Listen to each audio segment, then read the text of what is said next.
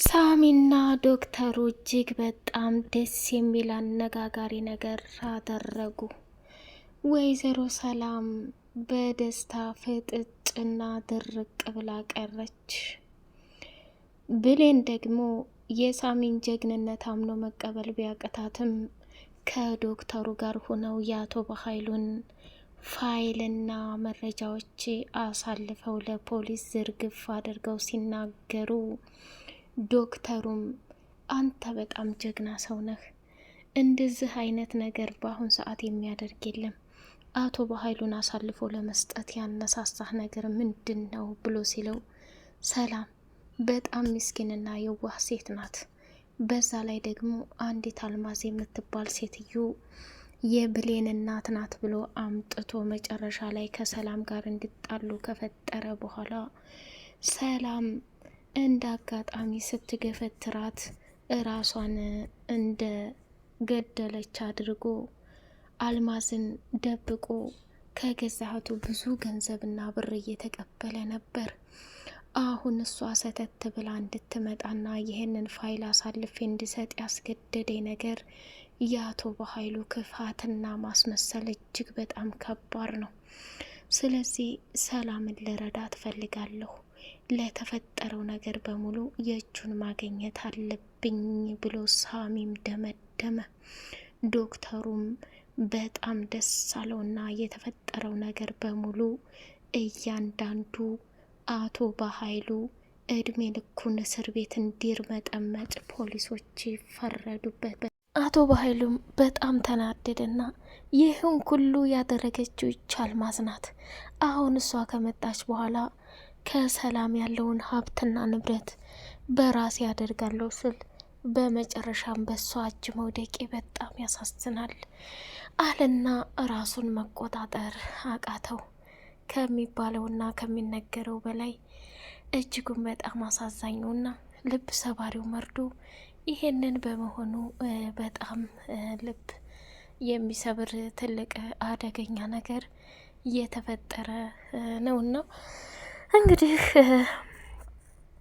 ሰላምም ደግሞ በዛም ሆነ በዚህ ሳሚ የዋለላት ውለታ እጅጉን በጣም ከባድና አነጋጋሪ ስለነበረ ብሌን ቆይ ይሄ ልጅ ምን ፈልጎ ነው ይህን ሁሉ መስዋዕትነትና ዋጋ እየከፈለልኝ ያለው? ሰላምን ነጻ ወጣ። በተደጋጋሚ ደግሞ ብሌን እባክሽ ተራጅኝ፣ ሰላም እናትሽ ናት እያለ የሚለኝ የሳሚ ውለታ ግራ ገባኝ። ዶክተሩስ ከትዬ ጋር ስለሚግባባና ስለሚተዋወቅ ከዚህም በላይ ቢያደርግ ስራው ነው።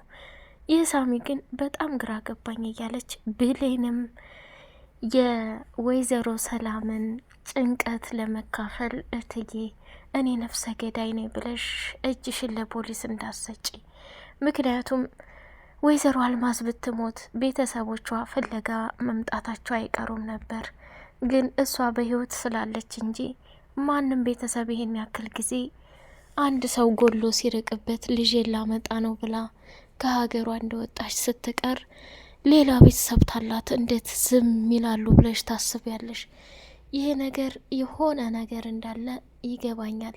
በዛ ላይ ደግሞ በኃይሉ አንቺን ነፍሰ ገዳይ እያለ እያስፈራራ ገንዘብሽን ሙጥጥ አርጎ ሊበላሽና ችግር ውስጥ ሊያስገባሽ መሆኑን ተረጂ ብላ አለች። ሰላም ሰላም! ውድ የተከበራችሁ የተወደዳችሁ የደሴዋ እርግብ ቤተሰቦች እጅግ በጣም ተወዳጁና በጉጉት ስንጠብቅ የነበረው የአደራ ድራማ እንደቀጠለ ይገኛል። ቻናሉን ላይክ፣ ሰብስክራይብ እያደረጋችሁ ለምታበረታቱኝ ውድና መልካም ቤተሰቦች አመሰግናለሁ።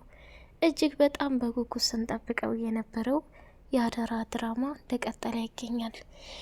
ወይዘሮ ሰላም ከብሌን ጋር ቁጭ አለችና የኔ ልጅ ከአንቺ ውጭ እኮ ማንም የሚያስብልኝ የለም፣ ሁሉም ለጥቅምና ለሆነ ነገር ሲፈልገኝ ብቻ ነው። ብሌን ከአንቺ ጋር ሳወራ ሀሳቤ፣ ጭንቀቴ በሙሉ ይጠፋል። እንዴትዬ? ላዳምጥሽ ዝግጁ ነኝ። ልረዳሽ ባልችል እንኳን እስኪ አውሬውና የተንፍስልሽ ብላለቻት። እሷም ደግሞ አይ እንደዛ ማለት ሳይሆን ብሌን፣ እውነት ለመናገር ጭንቀት ውስጥ ላይ ሁኜ ነው ፊቴ የታመመ የመሰለው። ምን አለ መሰለሽ ብሌን፣ አሁን ላይ ከባድና የማልፈልጋቸው ነገሮች እየተከሰቱ ነው ያሉት። እሱም ከምትዩና ከምታስቢው በላይ ግራ ያጋባኝና መወሰን ያቃታይ ትልቁ ስህተት እጅግ በጣም ልብ ይሰብራል አለች። ምንድን ነው እትዬ? እባክሽ ንገሪኝ። ፊትሽ ልክ እንዳልሆነ እኮ አውቄያለሁ፣ ግን ከሚባለው በላይ ይህን ነገር መቋቋም አልችልም አለቻት። እሺ ብላ ስትል መጨረሻው ምንና ምንድን ነው ተብሎ ሲጠይቅ ወይዘሮ ሰላም በጭንቀት እያበደችና በጭንቀት ራሷን መቆጣጠር ያቃታትን ጉዳይ ለብሌን አማከረቻት።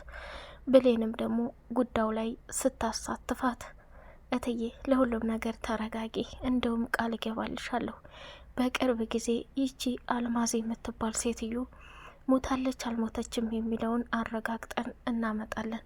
ሲጀመር ሬሳዋንም ሞተች የተባለውን አቶ በኃይሉ ብቻ ነው የወሰዳት። የት እንደቀበራት ምን ላይ እንደሆነች ሁሉንም ማጣራት አለብን።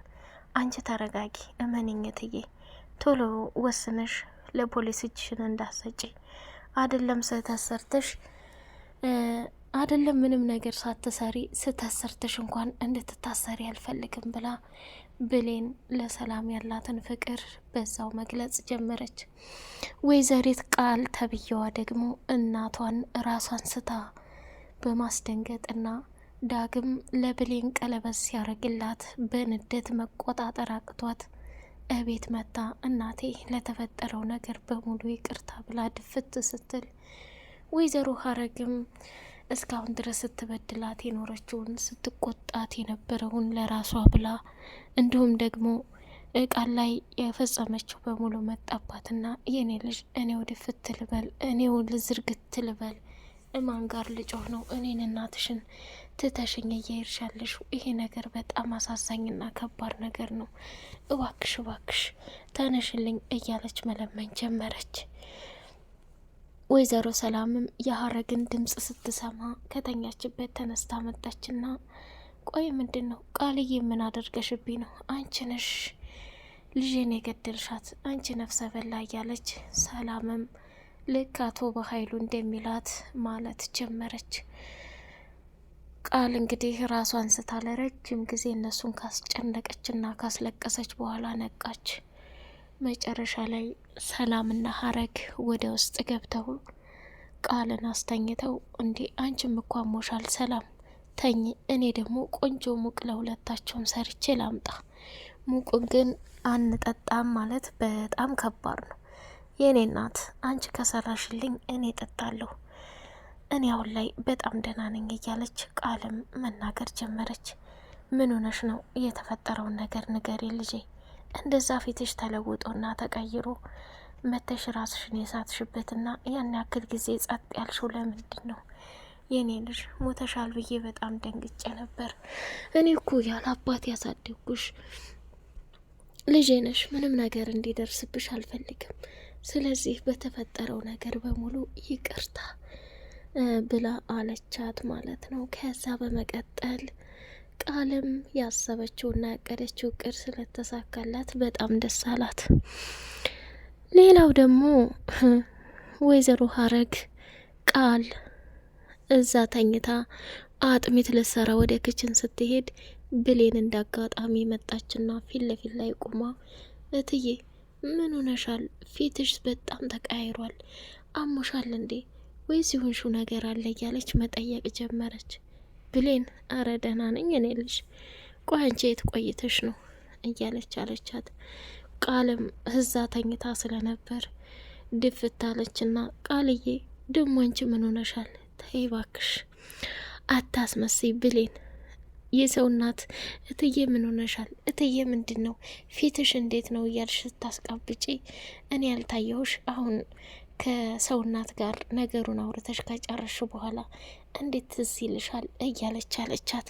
ከዛ ኧረ እኔ እንደዛ ማሰቢ አይደለም፣ ይቅርታ ቃል፣ በእኔ ከተበሳጨሽ እና ከተናደሽ ሁሉም ነገር ለበጎ ነው ብላ አለቻት።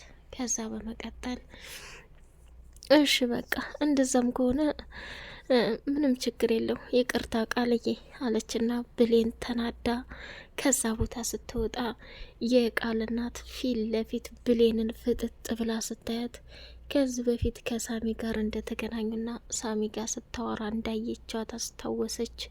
አሀ ይሄማ የሆነ ነገር አለ ብላለች። አሁን ቃል አስቀድማ ስለ ብሌን ታሪክ እያንዳንዱ መጥፎ ናት እንዲህ ናት ብላ ለእናቷ እንደምትነግራት ግልጽ ነው።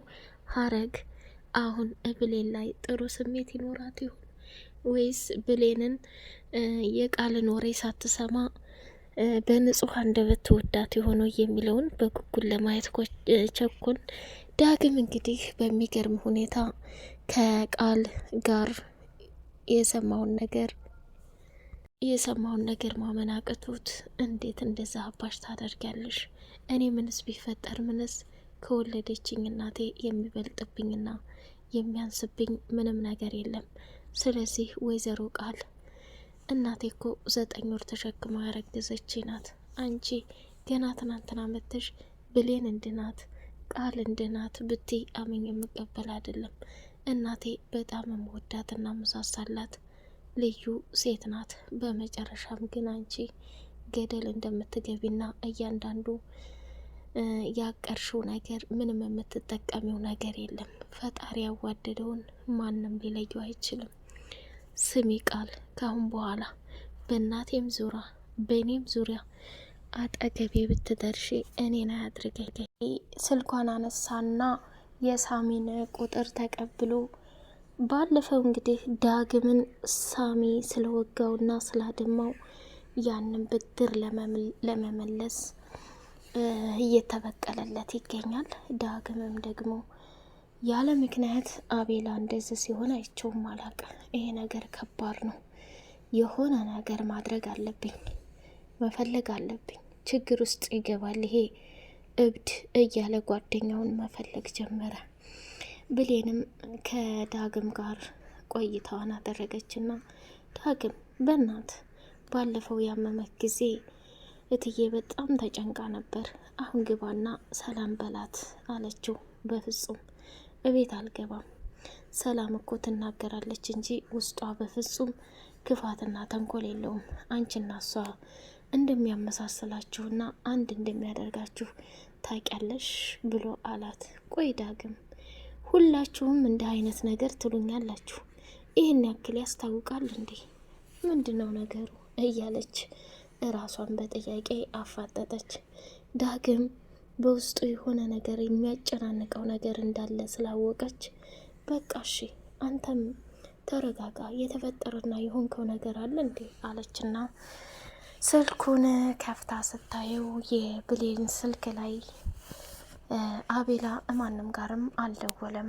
ለመጨረሻ ጊዜ የደወለችው እናቴ ናት ብላ ስትለው በቃ የሆነ ነገር አስቦ ነው ብሎ ዳግም ከዛ ቦታ ላይ አንቺ ግቢ የኔ ፍቅር፣ እኔም አቤላን መፈለግ አለብኝ ብሎ እየበረረ እሱን ፍለጋውን ቀጠለ።